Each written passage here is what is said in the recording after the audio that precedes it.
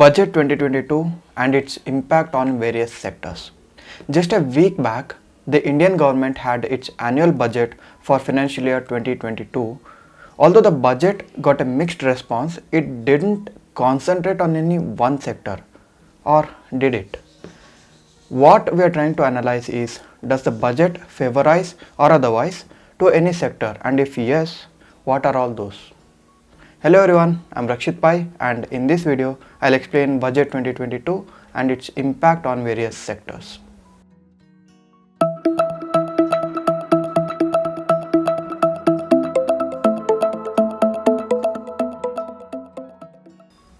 Introduction to Budget 2022. Budget came up with a lot of expectations. Did we meet all? Maybe. India's budget got mixed reviews from all classes of life, although some middle class and poor were left aside in regards to giving some direct benefits. Overall, the budget has been a non-aggressive one and is what was expected of the government for the path to recover from the pandemic. The government didn't want to spend on near-term needs, rather invest for a better future, maybe at the cost of the present, and the expenditure the Indian government intends to spend are of capital in nature. For more information regarding the budget, check the link in the description. We have made a detailed video on this topic. Moving ahead, what sector or industry should we invest in for utmost benefit?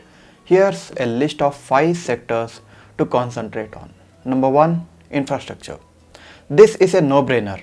I mean, Budget 2022 is all about infrastructure, an increase of over 35% in public capital investments amounting to over 7.5 lakh crores.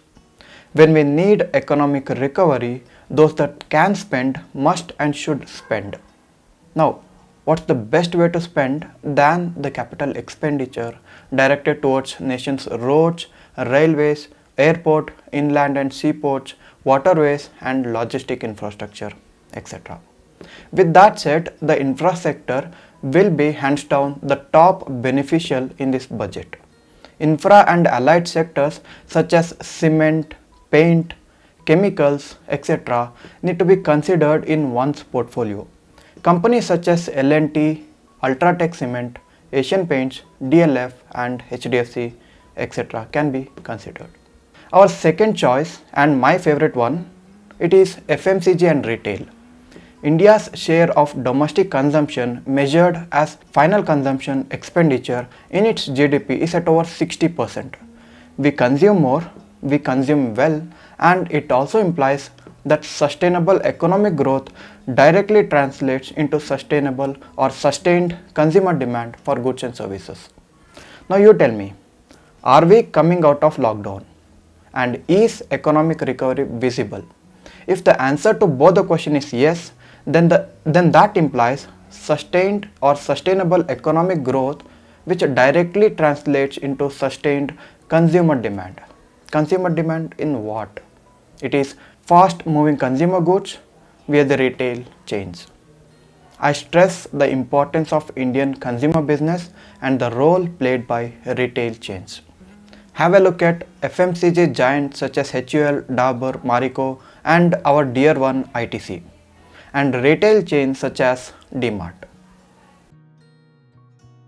Automobile.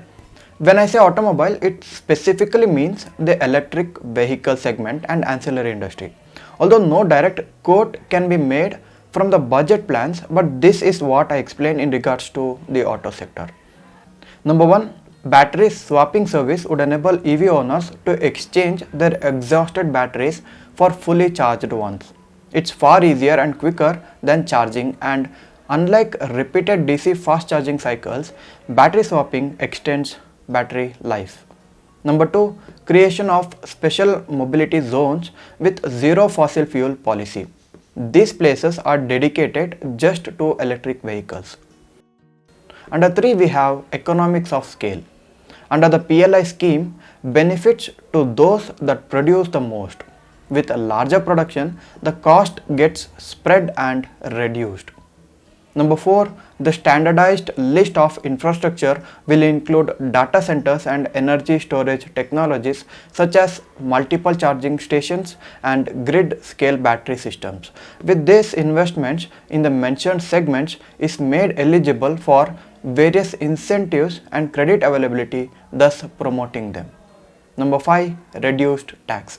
Via reduced tax, that is custom duties on nickel ore, ferro-nickel, nickel oxide and hydroxide etc., the government intends to promote lithium-ion batteries for domestic consumption and production for exports.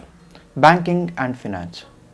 Banking and finance is to the economy what blood and veins are for the human body. The minute blood flow stops, the body part starts dying. Similarly, a healthy flow of money and channelizing the money into various segments of our economy is of utmost necessity. And it's the banking and non-banking financial company who does this. With that said, the budget setting up a National Asset Reconstruction Company and India Debt Resolution Company by RBI and passing of Deposit Insurance and Credit Guarantee Corporation Act will all lead to the betterment of banking channels. We'll explain all the mentioned regulatory measures in detail in my upcoming videos. Also, let's not forget the CBDC, that is Central Bank Digital Currency. RBI is exploring ways to implement Rupee based digital currency and is set to finalize and implement the same by financial year 2023.